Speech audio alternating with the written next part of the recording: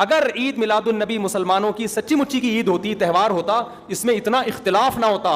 इतना इख्तिलाफ है, पूरे सऊदीया की एक गली में भी कोई एक बत्ती भी नजर नहीं आएगी आपको। पाकिस्तान में घर घर सजे हुए हैं। दुनिया में जितने भी मज़ाहिब हैं उनका बीसियों मसलों में इख्तिलाफ होता है, त्यौहारों में उनका इख्तिलाफ नहीं होता। ईसाइयों में जो लिबरल ईसाई है ना, वो भी क्रिसमस के मौके पे क्रिसमस मनाते हैं। ये कैसा त्यौहार है, पूरे अरब दुनिया में कहीं भी नहीं मनाया जा रहा, इंडिया पाकिस्तान में धूमधाम से मनाया जा रहा है। ये खुद इसकी अलामत है, इतना बड़ा इख्तिलाफ होना कि ये त्यौहार नहीं हो सकता। सल्लल्लाहु अलैहि वसल्लम ने हमें कहा कि हर कौम के लिए एक दिन ईद का होता है, हमारे लिए 2 दिन। आपने क्या कर दिए?